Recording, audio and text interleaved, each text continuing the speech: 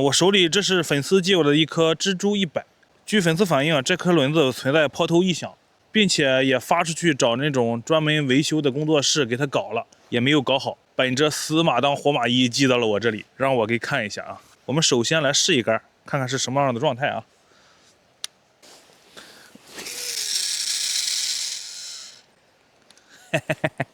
拖拉机，只要能理解轮子的结构啊，这个问题我感觉非常好解决。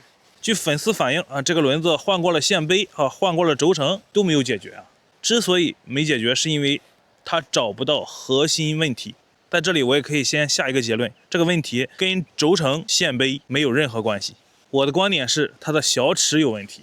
这个问题其实归根结底还是达瓦这个轮子有问题。我现在进行了一个简单的处理，咱们再来试一杆，听一下还有没有那个声音。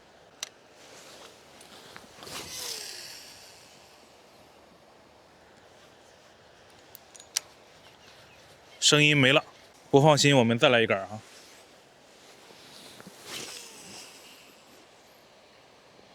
没了。我个人认为啊，这个无论是纺车轮还是水滴轮，它上面有任何的异常，只要你对这个轮子的工作原理理解的比较透彻的话，那么解决起来其实是非常简单。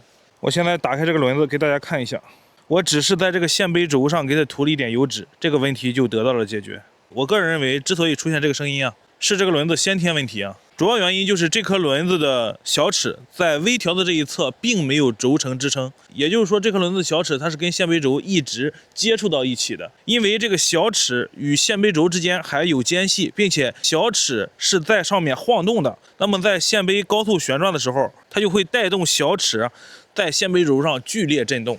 我在线杯轴上涂了一点油脂，起到了一定的缓冲作用，那么这个问题就得到了解决。那么视频的最后给大家留一个小问题，那么你说官方知不知道这种没有双轴承支撑的小齿会有这种弊端啊？如果他知道，他为什么不解决？